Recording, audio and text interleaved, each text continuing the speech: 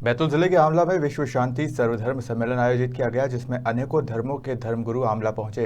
वहीं आयोजनकर्ताओं का मानना है कि विश्व शांति के लिए आयोजित इस कार्यक्रम में लगभग 10 देशों के धर्मगुरु शामिल होंगे।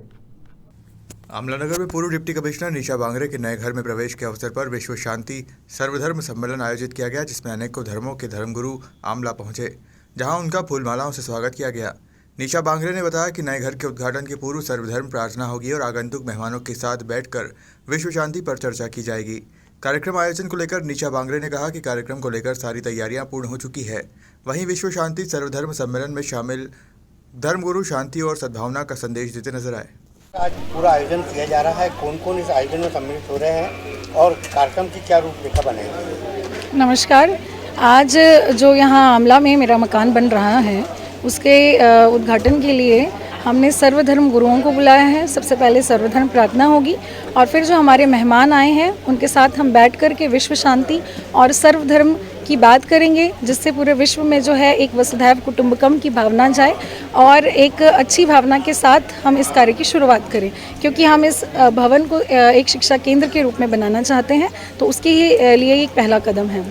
मैम, जो लोग आ रहे हैं विदेशी मेहमान, क्या उनके वीजे की व्यवस्था हो पाई थी? सारी व्यवस्थाएं हैं, सारी व्यवस्थाएं हैं, सारी प्रक्रिया पूरी हो चुकी है। भ्रम फैलाया जा रहा है। मैम, आरोप लगाया जा रहा है कि विदेशी फंडिंग के तहत पूरा कार्यक्रम किया जा रहा है। बिल्कुल नहीं, गलत आरोप लगाया जा रहा है। अच्छा, यहाँ जो अपना राष्ट्रीय स्तर का जो सम्मेलन की बात कही जा रही थी, क्या राष्ट्रीय स्तर का सम्मेलन होगा या खाली उद्घाटन कार्यक्रम? ये अंतर्राष्ट्रीय स्तर के लोग इसमें आ रहे हैं। उद्घाटन के साथ साथ हम वसुधैव कुटुंबकम की बात करेंगे, विश्व शांति की बात करेंगे।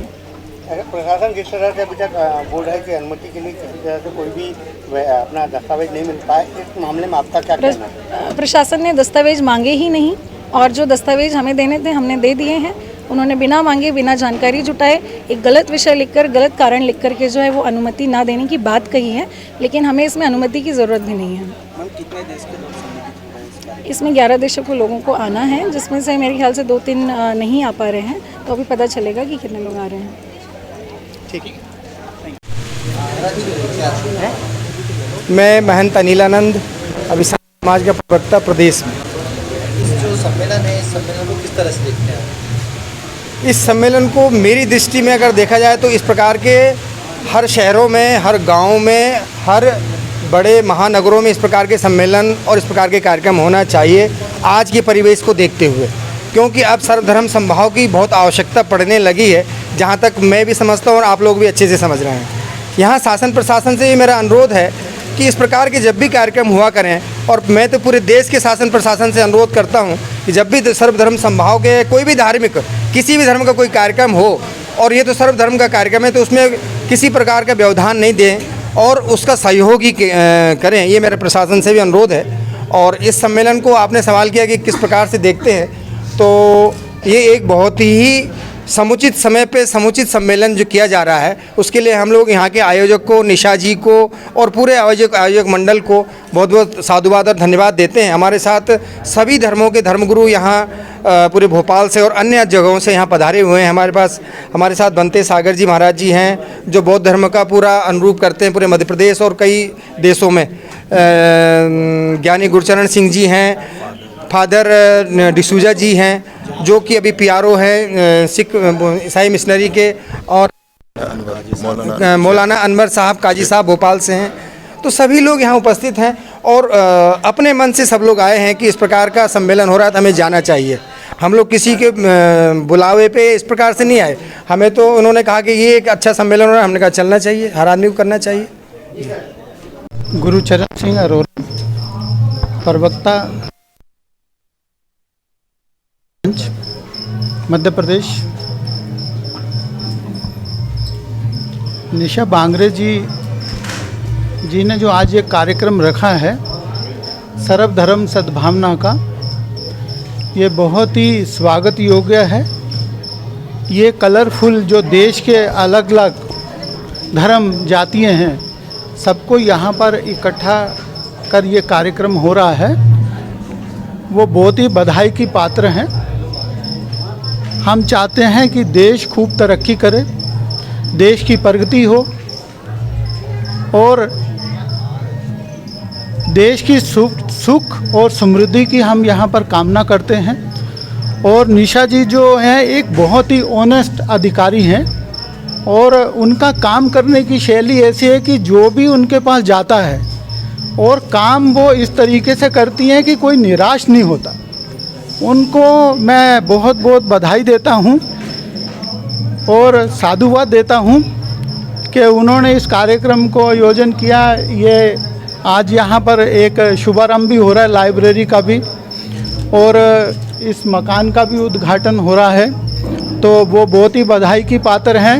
जो भी लोग इस लाइब्रेरी में यहाँ पर रहेंगे आएंगे और उनको जो है यहाँ पर सब तरह का फ़ायदा मिलेगा और यहाँ की क्षेत्र की जनता को उसमें बढ़ चढ़ कर भाग लेना चाहिए और इसका फ़ायदा उठाना चाहिए। मैं यहाँ सभी को, सभी धर्म के जो लोग यहाँ इकट्ठा हुए हैं और सभी देशवासियों को बधाई देता हूँ, खासकर निशा बागरे जी को बधाई देता हूँ। अंबर जैन धर्म भोपाल से राष्ट्रीय महासम्मेलन की महायोजना का योग बना, इसके कर्ता धर्ता तो रहे भंते जी।